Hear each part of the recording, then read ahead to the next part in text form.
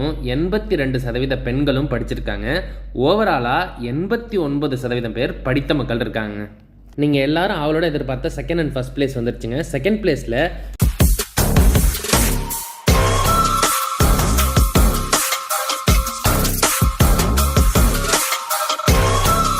Hi மக்களே, வணக்கம் and welcome to ஏதோ ஒரு வீடியோ. இன்றைக்கும் ஒரு இன்ட்ரெஸ்டிங்கான வீடியோட தான் வந்திருக்கேன். வாங்க வீடியோக்குள்ளே போகலாம். இன்றைக்கி நம்ம வீடியோ எதை பற்றினா, இந்தியாவில் அதிகம் படித்தவங்க உள்ள முதல் 10 மாநிலங்களை பற்றி தான் பார்க்க போகிறோம். இந்தியாவில் கிட்டத்தட்ட 140 கோடி பேர் இருக்காங்க.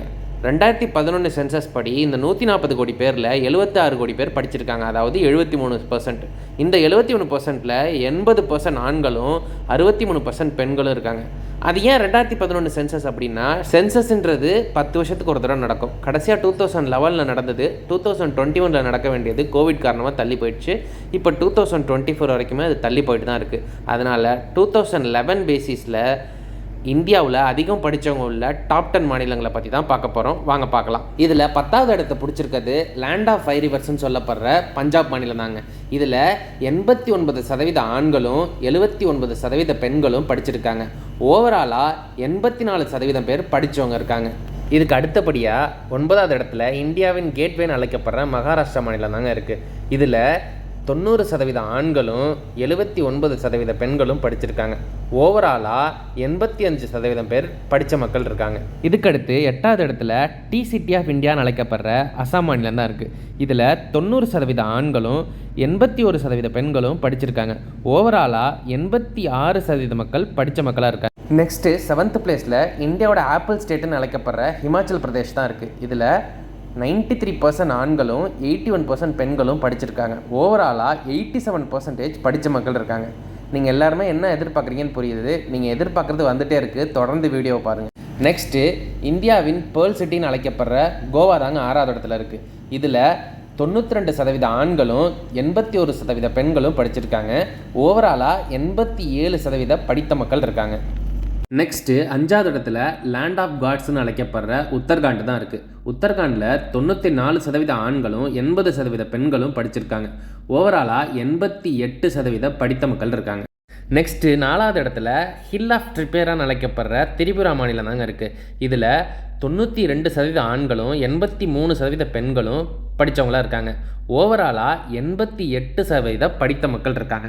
அடுத்து 3வது இடத்துல ஃபுட் கேபிட்டல் ஆஃப் இந்தியா அப்படின்னு அழைக்கப்படுற டெல்லி தாங்க இருக்குது. டெல்லியில் 94% ஆண்களும் 82% பெண்களும் படிச்சிருக்காங்க. ஓவராலாக 89% பேர் படித்த மக்கள் இருக்காங்க. நீங்கள் எல்லாரும் அவளோட எதிர்பார்த்த செகண்ட் அண்ட் ஃபர்ஸ்ட் பிளேஸ் வந்துருச்சுங்க. செகண்ட் பிளேஸில் இந்தியாவோட ஹில் சிட்டின்னு அழைக்கப்படுற மிசோரம் தாங்க இருக்குது. மிசோரமில் 94% ஆண்களும் 90% பெண்களும் படிச்சிருக்காங்க. ஓவராலாக 92% படித்த மக்கள் இருக்காங்க. லாஸ்ட் பட் நாட் த லீஸ்டாக ஃபஸ்ட் இடத்துல காட்ஸ் ஓன் கண்ட்ரின்னு அழைக்கப்படுற கேரளா தாங்க இருக்குது. கேரளாவில் 98% ஆண்களும் 95% பெண்களும் படித்த மக்களாக இருக்காங்க.